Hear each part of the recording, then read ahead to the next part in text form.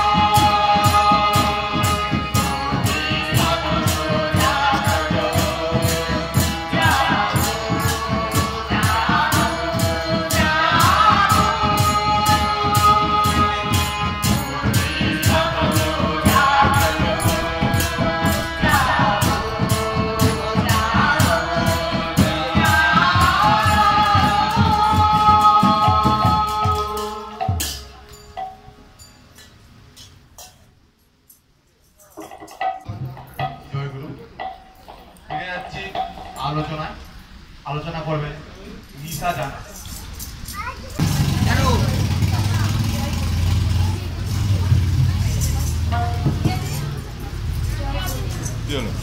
ঠাকুরবাড়ির প্রতিবন্ধীর চরণে সহপ্রণাম। আমি সেই ঠাকুরের অবতারণিকা পাঠ করছি।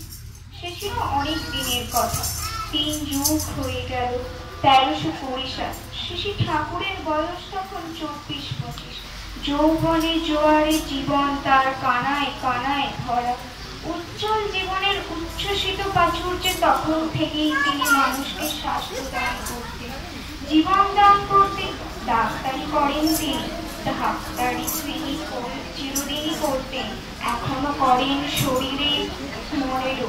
কত রুগ্ন স্বাস্থ্য ফিরে পেয়েছে তার হাতে, কত লোক প্রাণ পেয়েছে। মরা মানুষও সেদিন অমৃত বর্ষে জীবন্ত হয়ে উঠেছিল। এ স্বপ্ন নয়, কাহিনীও নয়, এ ছিল বাস্তব সেদিন। আমারও দেখেছি সেদিন, বেশি দিনের কথা নয়। পাবনা সৎসঙ্গ আশ্রমে তার পূর্বের বহু বৎসর ধরে কেউই প্রথম যখন কানাই নামে একটি যুবক মারা গেল, তখন এই যুবকটির অকাল মৃত্যুর জন্য আশ্রমবাসী অনেকের কাছে আমাদের জবাব দিতে হয়েছিল। এই 20 শতাব্দীতেও শ্রী ঠাকুরের সান্নিধ্যে এসে কত যক্ষা রোগী, কত মর্মাত্মক ব্যাধিগ্রস্ত সেরে গেল, সুস্থ হলো, প্রাণ পেল। এটাই সবাই দেখেছি, আসছিল। কিন্তু এর আগে আর মরেনি কেউ। কত কত ভগ্ন হৃদয়ের পাষাণ চাপা বুকের আশা হাসি, কত অশান্ত মন শান্ত হল তার অগ্ন হৃদয় স্পর্শ। সেদিন মা, কত মা ছেলে পেল, কত ছেলে মা পেল, কত স্ত্রী স্বামী ফিরে পেল সেদিন। বাংলার ইতিহাসে সেই দৈব নিভৃত পল্লীর নিরালায় বাংলায় মরা গাঙ্গে জীবনের জোয়ারে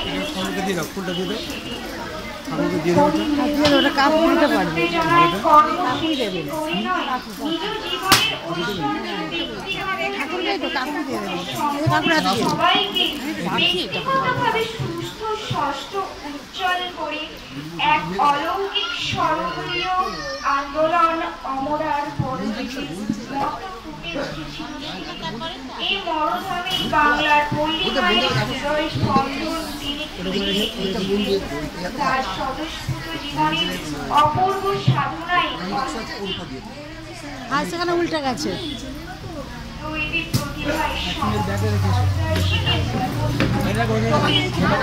বিদ্যুৎময় করে যে প্রচন্ড ঘূর্ণির সৃষ্টি করেছিলেন সেদিন, তা পদ্মতরী ফাগুনের হামাদের মতো কীর্তনে, নৃত্যে, পাঠে, আলিঙ্গনে, আরাধনায়, উচ্ছ্বাসে, আনন্দে, প্রসাদ বিতরণে, ভোজে, মাতৃপায় বাংলার নারীকে পাকে পাকে ফিরেছিল। মুঠিত, চলন্ত, উৎক্ষিপ্ত, বিপর্যস্ত, জীবন্ত, বিদ্যুৎময় করে তুলল জীবনের সেই উচ্ছ্বসিত হামাল। বাংলার উত্তাল পদ্মতীরে যে একবার দেখেছে, সে আর তা জীবনে ভুলতে পারেনি। এপার ওপার পাবনা কুষ্টিয়া যে জীবন প্লাবনে থম থম করে উঠেছিল পাবনার ডুবুডু, কষ্টে ভেসে যায়। পাবনা কুষ্টিয়ার সেদিন বিশিষ্ট অবিশিষ্ট সর্বজনের কাছে এই কথা ছিল স্মরণীয় উঠে আছে। জয় গুরু। জয় গুরু। আমরা আরো একটি আলোচনা শুনে নেব। পরবর্তী আলোচনা করছেন আদিত্য সামন্ত। জয় গুরু। ঠাকুর পরদাল পরম শ্রী ঠাকুরের চরণে শতকোটি প্রণাম জানাই এবং ঠাকুর পরিবারের সবাই চরণে শতকোটি প্রণাম জানাই। জয় গুরু। অল্প বয়সে দীক্ষা নিলে দীক্ষা নেওয়া উচিত কেন সেটা আমি বলতে যাচ্ছি। শ্রী রামকৃষ্ণ ঠাকুর বলেছেন,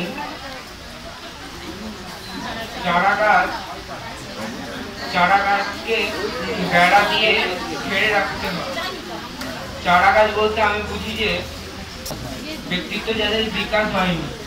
আর প্যারা বলতে এখানে বুঝিয়েছেন যে সদ্গুরু, সদনাম ও সৎসঙ্গ। মানুষ যদি অল্প বয়স থেকেই সদ্গুরু গ্রহণ করে সদনামের মধ্যে অনুশীলন নিয়ে সৎসঙ্গে জীবন বৃদ্ধির কাজে থাকে, তাহলে তাদের অনায়াসে জীবন গঠিত হবে। মানুষের জীবন যখন জীবন্ত সত্যের সীমাবদ্ধ হয় না, তাহলে সে বিষয়ে কোনো সাশ্রয় নেই। জয় গুরু। খুব সুন্দর। জয় গুরু। ফিরে যাচ্ছি আবারও গানে। সঙ্গীত পরিবেশন করবে রাজীব নায়ক।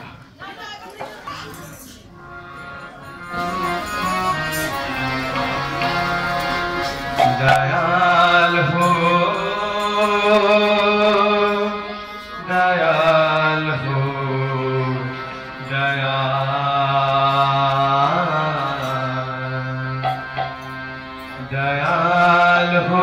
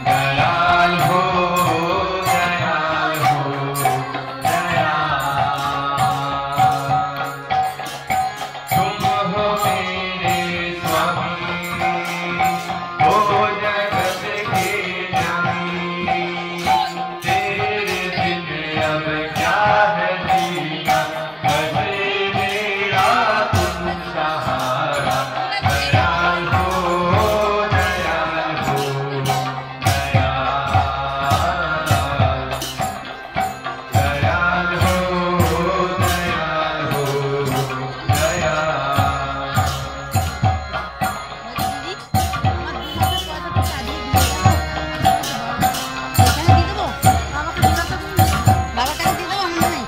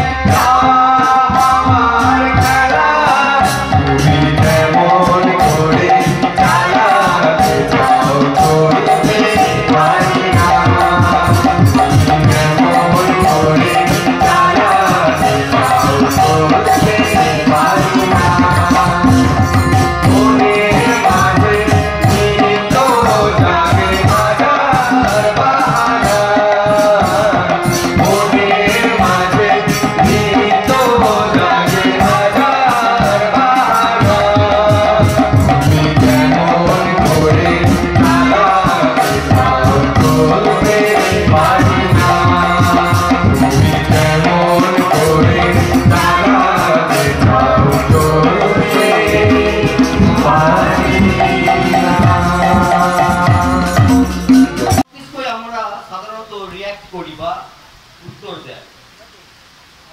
এই শতানুকা পাঠ যদি কেউ করতে থাকে, নিয়মিত করতে থাকে, তাহলে তার জীবনে নর্থ মানে নেগেটিভিটিটা চলে যায়, তার জীবনে পজিটিভিটি ভরে ওঠে, যেটা আমাদের এই কর্মযোগে খুবই দরকার। আমরা কোনো কাজে একটু বাধা পেলেই মনে করি যে না, আমাদের পক্ষে আর করা হবে না।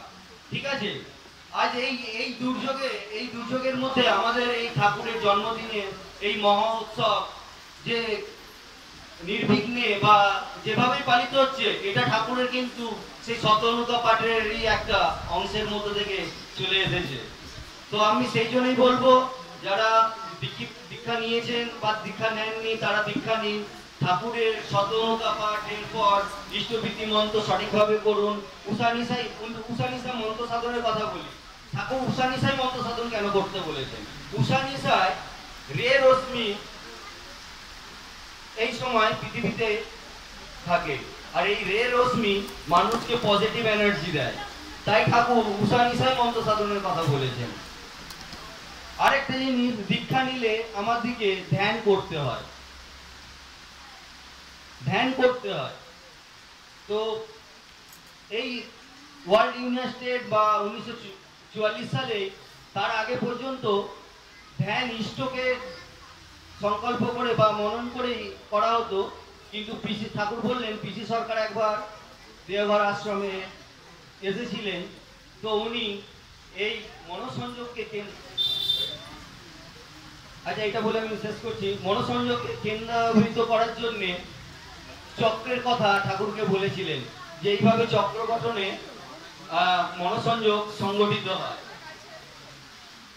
তারপর ঠাকুর পঞ্চানন্দাকে বলেছিলেন যে স্বাস্থ্য ঘেটে, পঞ্চানন্দা থেকে বলেছিলেন হ্যাঁ, স্বাস্থ্যের মধ্যে লক্ষ্মীর একটা ধ্যান চক্র আছে। তারপরে ঠাকুর এই ষোড়শ দল মানে 16 দলের এই চক্রফট ধ্যানের প্রচলন করেছিলেন। যাই হোক, আমার মনে হয় আমার বক্তব্যের সময়সীমা পেরিয়ে এসেছে। ঠাকুরকে নিয়ে বলতে গেলে সারাদিন বলা হবে, তো আমি একটু একটা গানের লাইন দিয়ে শেষ করছি। ওগো আমার প্রাণের ঠাকুর নমো নমো, ওগো আমার প্রাণের ঠাকুর নমো নমো, মো নমো নমো নমো, ওগো আমার প্রাণের ঠাকুর নমো নমো। বিশ্বজনায় এক করিলে নমো নমো,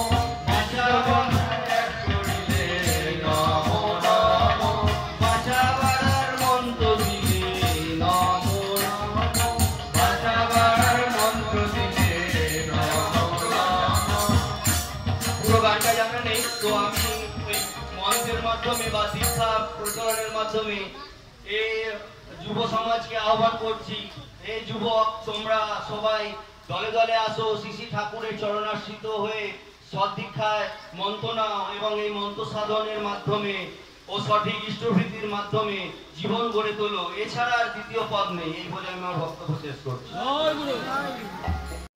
ও সমবেত কণ্ঠে জয় গুরু।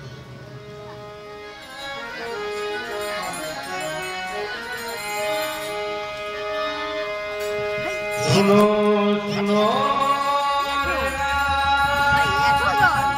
ঘরে বাসি अनादियो अविनाशी आए हैं दयाल धाराधार। सुनो सुनो रे घरवासी अनादियो अविनाशी आए हैं दयाल धाराधार। ओ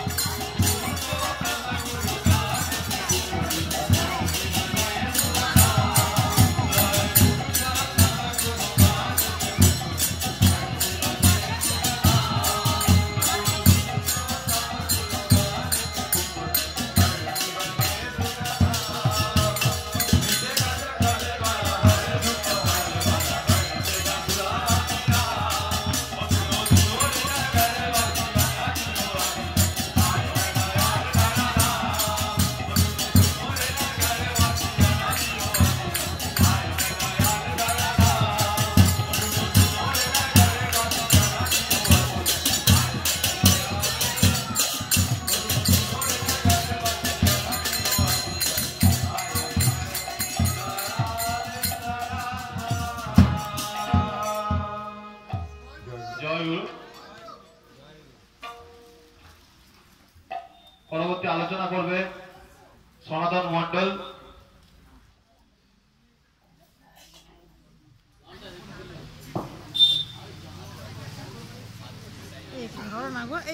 জয়গুরু। আমাদের এই পুরুষোত্তম ঠাকুর সহ ঠাকুর পরিবারের প্রত্যেকের চরণে আমার যথাযথ প্রণাম। এখানে উপস্থিত আমার ঋত্বিক দেবতা, ওনাকে আমার প্রণাম। তো সকলের মঙ্গল কামনা করি, সকলের ভালো হোক। তো কিছু বলছি, তো আমি ঠাকুরকে নিয়ে আমি প্রথমত বলি যে ভাগ্যবান আমি খুবই, যে আমি ঠাকুরকে পেয়েছি। আর ঠাকুরকে পাওয়ার সৌভাগ্য আমার আগেও হতো, মানে অনেক দিন আগেই হতে পারতো, কিন্তু ওই যে আমরা যে এডুকেশন নিই, মানে আমাদের যে শিক্ষা প্রথাগত, সেই শিক্ষা আমাদের ক্ষেত্রে কোথাও একটা বাধা হয়ে যায় ঠাকুর ধরাতে। তো আমার ক্ষেত্রে সেটা হয়েছিল, তো আমি সেটা বুঝতে পেরে নিয়েছি। তো আর দ্বিতীয় কথা বলি, আজকে একটা খুবই ভালো দিন, শুভ দিন, আমরা উপস্থিত হয়েছি এবং আমি আনন্দিত যে এই বৃষ্টির মধ্যেও আপনারা অনেক সবাই এসেছেন। তো জয়গুরু একবার সকলকে। এবার আলোচনার মধ্যে বলতে গেলে ঠাকুরকে নিয়ে বলার সাধ্য আমার নেই, কিন্তু আমি দ্বিতীয় অংশ নিয়ে বলতে চাই, কারণ দ্বিতীয় অংশ দিয়ে আমার ঠাকুরের কাজ শুরু হয়েছিল। আমি দ্বিতীয় অংশ করতে রামরাজতলা মন্দিরে, ওখানে 10 দিন ছিলাম, 8 দিন ছিলাম, মানে 10 দিনের কাজে আমি 8 দিন ছিলাম। আর এখানে কে কেমন আছে ঠাকুরের আচার্যদেব জানতে পাঠিয়েছিল, তো ওইখানে আমার একটা বড় অভিজ্ঞতা হয়েছিল। সেই অভিজ্ঞতার কথাই একটা দুটো শেয়ার করছি। তো প্রথমত একজন দাদা যে দ্বিতীয় অংশের আমাদের উপরে ছিলেন, মানে ফিল্ড ওয়ার্কার উপরে, তো উনি একটা ঘটনা বলছেন। উনি কলকাতার সাইডের বাড়ি ওনার, তো জায়গাটার নাম আমার মনে নেই, ওনার নামও মনে নেই, কিন্তু ওনার ওই ঘটনাটা মনে আছে। তো ঘটনাটা আপনারাও শুনুন। ঘটনাটা হচ্ছে, উনি যখন ঠাকুরকে নিয়ে চলতেন, ওনার পাড়াতে একটা দাদা ছিলেন, মানে ওনার সিনিয়র। তো ওনাকে মাঝে মাঝে, মানে উনি যেহেতু নিরীহ লোক ছিলেন, তাই মাঝে মাঝে মজা করে কখনো মাথায় চাটি মেরে বলতেন যে তুই তো ঘন্টা এরকম দাদাকে বলতেন। তো দাদারা চুপচাপ শুনতো, কিছু বলতো না, ঠিক আছে। তো এরকম হতে তারপরে সে কলকাতা শহর, তো বাড়ি অন্য কোথাও শিফট হয়ে যায়। তারপরে 2-3 বছর পরে তারা চলে যায়, মানে ওই দাদাটা চলে আসে। আর 10-15 বছর কেটে গেছে। তো সেই সিনিয়র দাদাটা বয়স হয়ে গেছে, অনেক বয়স হয়ে গেছে তখন। তো দেখাটা কোথায় হয় না, ভাগ্যক্রমে দেহঘরে দেখা হয়। তখন এই যে দাদার কথা বলছি, যিনি ডিপি অক্সিজেন যুক্ত আছেন, উনি তখন ঠাকুরের কাছের, মানে এখন আচার্যদেবের কাছের সাথে যুক্ত, এবং অবিন্দার সাথে খুবই কাজ করেন উনি কলকাতার, মানে মন্দিরে 68 মন্ডল কোথাকার মন্দিরে একজন। তো উনি বলছেন হঠাৎ আমাকে খোঁজ করছে যে এই দাদাকে পাওয়া যাবে বলে খোঁজ করছে, সেই দাদাটা, সিনিয়র দাদাটা। তো কেন খোঁজ করছে না, ওনার সাথে দেখা করবেন বলে, যে আমার পাড়ায় থাকতেন, এরকম 10-15 বছর আগে ঠাকুরকে নিয়ে চলতো, যেহেতু দেহ ঘরে গেছে, তো খোঁজ করতে করতে দেখা হয়ে গেছে। দেখা হয়ে গেছে, কি গো দাদা, আমি এরকম চিনতে পারি না, তার শরীর ভেঙে গেছে, রোগ হয়ে গেছে।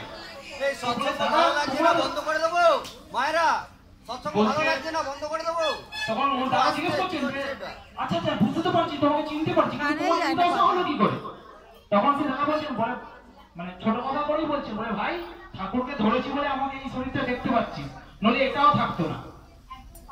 তো উনি ঠাকুরকে অসম্মান করে, মানে এমন পথে চলে গেছিলেন যে ওনার শরীর খারাপ হয়ে গেছিল। বলে আমি তো তখন তোদের এই ঠাকুরকে মজা করতাম, কিন্তু দেখ সেই ঠাকুরই আমাকে আজকে তবুও বাঁচিয়ে রেখেছে শরীরে। তো তারপরে উনিও ঠাকুরের কাজে যুক্ত হয়েছেন। আরেকটা ঘটনা এইখানে আশেপাশে বাঁশবেড়িয়া সম্ভবত ওইদিকে একটা গ্রামে আমি ডিপি অফ থেকেছি। তো কে কেমন আছে জানতে গেছি, তারা বললেন না চকলেট বিতরণ করতে, কেমন আছে মিষ্টি মুখ। তো গিয়ে একজন হ্যাঁ 82 বা বয়স্ক মানুষ ধুতি পরেছে আর একটা গেঞ্জি পরে আছে। দুপুরের টাইমে গেছি, তো উনি গেঞ্জি পরে আছে। এরকম সাধারণ মানুষ, আমার একটু খারাপ লেগে, মানে আমি ক্ষমা চাইছি এই কারণে, আমি জাজ করে দিয়েছিলাম যে উনি হয়তো সাধারণ মানুষ। তো উনি এলেন, এনে বলছেন আমি জয়গুরু দিলাম, ডিপি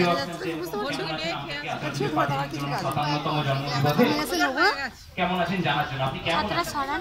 বলছে ঠাকুরকে নিয়ে তো আমি ভালোই আছি, তবে বাবা আমার খুব অসুবিধা, আমি কোনো মন্দিরের সাথে যুক্ত হতে পারি না, এখন যেতেও পারি না। তো সেই কারণে উনি ডিফল্টার লিস্টে চলে গেছেন, যেহেতু আসেন না তাই আমরা কি ভাববো উনি হয়তো ঠাকুরের সাথে। আমি ঠাকুরের করি কাজ ঠিক, তো বাবা আমি আসছি বলে উনি ভেতর থেকে 200 টাকা 2-3টে নোট আনছেন, এনে আমার কাছে আসছেন যে বাবা এটা নিয়ে যাও, অর্ঘ্য দেবে। যখনই অর্ঘ্য কথাটা বলেছে আমি তখন বুঝে গেছি যে এই মানুষটাকে কোনো সাধারণ মানুষ না। আমি তখন আমার কথাটা আমি ভাবছি তাহলে কিভাবে কথা বলবো, তো বলছেন আমি যদি না অ্যাকচুয়ালি আমাকে যেটু বলে পারবে না, আচার্যদেবের নির্দেশে কোনো অর্ঘ্য নেওয়া যাবে না, কোনো কিছু নেওয়া যাবে না। এরকম আবার অনেকবারই হয়েছে, 200-500 নোট দেওয়ার চেষ্টা করেছে, তো আমি নিই, মানে বলেছে কেমন আছে শুধু জানার জন্য। তো যখন দিলেন পরবর্তীতে আমার সাথে কথা বললাম যে আমি টাকা নেবো না, আপনার অর্ঘ্য না, আপনি মন্দিরে যাবেন, আমাদের মন্দির এই দেউলটি মন্দির আছে, দেউলটি ঘোড়াঘাটা সৎসঙ্গ অধিবেশন কেন্দ্র, এখানে এরকম হয়। তো উনি বললেন আমি তো যেতে পারি না, তবে চেষ্টা করবো। পরবর্তীকালে বেরিয়ে এসে যখন সুষমা না কে ছিল, আমি আমাকে জিজ্ঞাসা করলাম, মানে উনি আজ থেকে মানে তখন 80-82 30 বছর আগে উনি শিক্ষক ছিলেন, একজন মাস্টার ছিলেন কোনো স্কুলে, প্রাইমারি স্কুল না হাই স্কুলের মাস্টার ছিলেন। তো সেখান থেকে আমার একটা ডিপিওস থেকে শিখতে হয়েছে যে কোনো মানুষকে পোশাক, তার কথাবার্তা বা তার মুখ দেখে, কারণ লোকটা বয়স্ক রুগ্ন কালো, তো আমি সেটা থেকে জাজ করা মানুষকে, এটা আপনাদেরকেও বলছি করবেন না, কারণ কে কোন ভাবে কোন বেসে থাকে বা তার দেখে জাজ করে, এটা আমার কাছে একটা খুবই বড় শিক্ষা। সেই কারণে শেয়ার করছি আপনাদেরকে যে মানুষকে দেখে বিচার করবেন না, হ্যাঁ তার কথা দেখে বুঝতে পারবেন যে সে কেমন দেখতে। আর আরেকটা ঘটনা, ওই দাদার ওই ঘটনাটা মেন, আরো অনেক 2-1টা ঘটনা ঘটেছে মানুষের। আরেকটা যেটা আমার খুব খারাপ লেগেছে, মানুষ কিন্তু ঠাকুরকে নিয়ে ধরতে চাইছে, মানে আমাদেরই কোথাও একটা আমরা স্বীকার করে নিচ্ছি, যারা দীক্ষিত মানে যারা অ্যাক্টিভ ফ্যামিলি, তাদেরই কোথাও একটা ভুল হচ্ছে। তারা কোথাও আমরা সেই বাড়িগুলোতে যাচ্ছি না, তাদের সাথে যারা অ্যাক্টিভ আছেন তাদের নিয়েই চলছি, যারা পিছিয়ে পড়েছেন ওনাদের কাছে গিয়ে, ওনাদের বাড়ি গিয়ে একটু যেতে হবে আমাদের। এইটুকু কাজটা আপনাদের কাছে আমি অনুরোধ করবো, যারা অ্যাক্টিভ ফ্যামিলি তারা একটু আরেকবার বলছি, যারা অ্যাক্টিভ ফ্যামিলি যেসব মা দাদারা আছেন, তারা যারা একটু পিছিয়ে গেছেন, আমরা যাদেরকে ডিফল্টার বলি বা ইনঅ্যাক্টিভ ফ্যামিলি বলি, তাদের বাড়ি গিয়ে একটু খোঁজ খবর নেওয়া, ঠাকুরকে নিয়ে চলবে কেন বা চলো ইষ্টভীতি করো, প্রথমত এগুলো নয়, তারা কেমন আছে, তাদের জীবন কেমন চলছে, ভালো আছে, পরিবারের সবাই কেমন আছে, কথা হচ্ছে এইটা জানা। আর সৎসঙ্গে থাকলে কেন উপকার হয়েছে, কারণ আমি ডিপিওস করতে গিয়ে এমন মানুষের সাথে মিশেছি যারা কেউ বড় কোম্পানিতে ইঞ্জিনিয়ার, তার কাছে সোর্স আছে কাজের, কেউ ডাক্তারের সাথে যুক্ত, কেউ উকিল, যে একজন ইষ্টপান দাদা সৎসঙ্গের সাথে যুক্ত অপূর্ব সিংহ রায়। তো উনি আমার একটা অভিজ্ঞতা আছে, উনি ওই ডিপিওয়ার্কসে গেছিলেন, ওই হাইকোর্টের জাজ, উনি ওই রামরায়তলা মন্দিরে আমাদেরকে খাবার দিচ্ছেন, আমরা খেতে বসেছি রাত্রিবেলাতে, উনি গিয়ে খাবার দিচ্ছেন, তারপরে পাশে ওনার একটা ভাগনা বসে, মানে ভাগনা সে খাচ্ছে, তো আমি নিয়ে এসেছি, বলে ও মামা তো এসেছে, মামা আসবে বলেছে, তো কথা হচ্ছে আমার খাচ্ছে। তো এই সৎসঙ্গ থাকলে আপনি যে কোন মানুষের সাথে মিশতে পারবেন, এটা জানা, এটা বোঝা আমাকে শিখিয়েছে, আমাকে জানতে শিখিয়েছে। এবং আপনাদেরকে ওটাই বলছি যে সৎসঙ্গে থাকুন, আর যেসব মানুষগুলো পিছিয়ে পড়েছে তাদের পাশে দাঁড়ান, তাদের কেমন আছে একটু জানুন, খোঁজ খবর নিন। এবং সৎসঙ্গটাই মানুষ, আর তোটাই বলেছেন যে মানুষ আপন টাকা পান, যত পারিস মানুষ থাক। জয়গুরু, বন্দে পুরুষোত্তম। জয়গুরু। একটা কীর্তন পরিবেশন করছে সমর্পিতা মান্না। হ্যালো, মায়েরা রেডি থাকবেন, আর একটা কীর্তনের পরেই মাতৃ সম্মেলন শুরু হবে। জয়গুরু।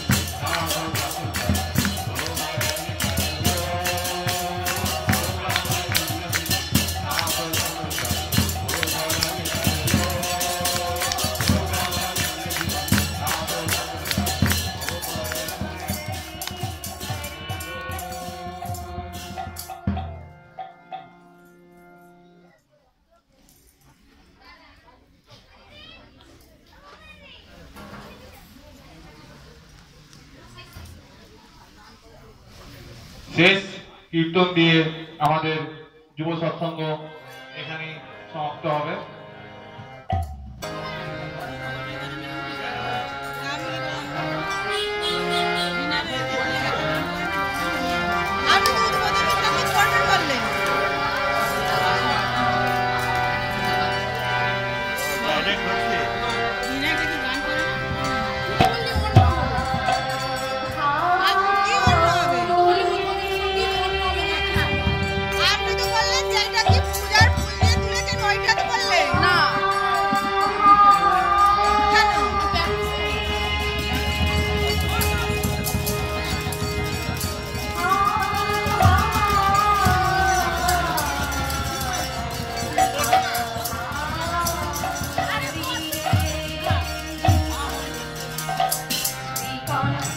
Oh